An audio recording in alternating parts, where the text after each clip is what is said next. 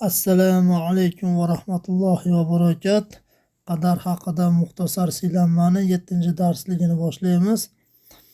Ba'zi odamlar aytdi: Alloh yomonliklarni o'zi taqdir qilgan bo'lsa, uning o'zi xohlab qadariga yozdirib qo'ygan bo'lsa, bandalarning fe'llarining uning irodasidan tashqariga chiqmasa, nima uchun bu bandasini o'sha gunohiga ko'ra azoblaydi? Aytamizki, qadar uchun nimaga, qanday va nima uchun degan savollar berilmaydi. Qadar bu Abu Muzaffar Samoiyni aytgani kabi Allohning sirlaridan bir sirdir, uning ilmidan bir ilmdir. Uning qarshisida pardalar tortilgan.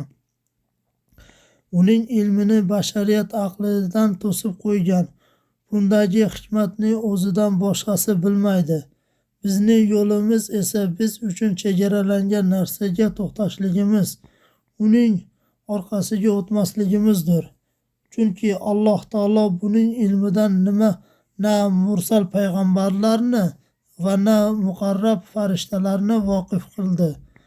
Shu bilan birga Alloh qazo qilgan ishlar, xoh u yaxshi amal bo'lsin, xoh yomon amal bo'lsin, Allohning ilmi va irodasi bilan voqif bo'lguvchidir. Bandaning irodasi Allohning irodasiga tobe bo'lib, uning xohishsiz biror narsa voqif bo'lmaydi deb e'tiqod qilamiz. Inshaalloh shu yerda to'xtatamiz. Videoyimizni bitta like, podpiska bosib qo'ysanglar, bizni ozgina xursand bo'lib qolardi. Keyingi darslarda ko'rishguncha